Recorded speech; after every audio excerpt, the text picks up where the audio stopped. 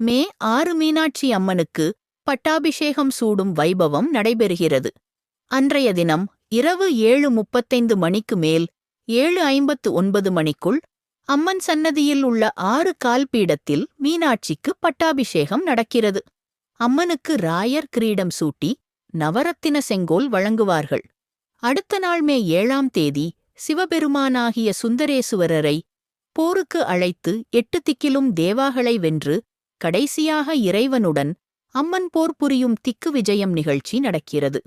மே 8 சித்திரை 25 வியாழக்கிழமை சித்திரை திருவிழாவின் முத்திரை பதிக்கும் நிகழ்ச்சியான மீனாட்சி சுந்தரேஸ்வரர் திருக்கல்யாணம் கோவிலில் உள்ள வடக்கு மேற்கு ஆடிவீதியில் உள்ள பிரம்மாண்ட திருக்கல்யாண மண்டபத்தில் காலை 8:35 மேல் 8:59 ரிஷப லக்னத்தில் அருள்மிகு மீனாட்சி சுந்தரேஸ்வரர் திருக்கல்யாணம் வெகு விமர்சையாக நடைபெறும். இந்த விழாவை காண பல ஆயிரக்கணக்கான பக்தர்கள் அங்கு வருவார்கள். அதேபோன்று திருப்பரங்குன்றத்தில் இருந்து தெய்வானை முருகப்பெருமானும் பவள கனிவாய் பெருமாளும் வந்து பங்கேற்பார்கள்.